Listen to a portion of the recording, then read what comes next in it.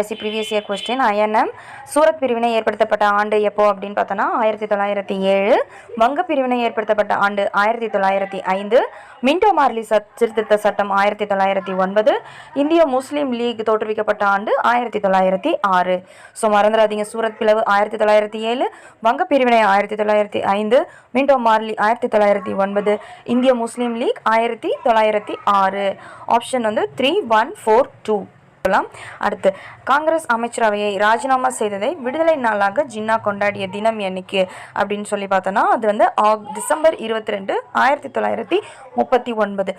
எதுக்காக காங்கிரஸ் அமைச்சரவை ராஜினாமா செய்யறாங்க அப்படின்னு பார்த்தோன்னா 1939 சமயத்துல 2ஆம் உலக போர் தொடங்கி இருக்கும். அந்த 2ஆம் உலக போர்ல இந்திய காங்கிரஸ் கட்சிக்காரர்களை வந்து ஆலோசிக்காமலேயே ஆங்கிலேயர்கள் வந்து இந்தியாவும் இந்த போர்ல கலந்துக்கும் அப்படின்னு சொல்லிடுவாங்க. அதை கண்டிக்கும் விதமாக காங்கிரஸ் கட்சி வந்துட்டு ஆட்சியிலிருந்து விலகுவாங்க. ஸோ அந்த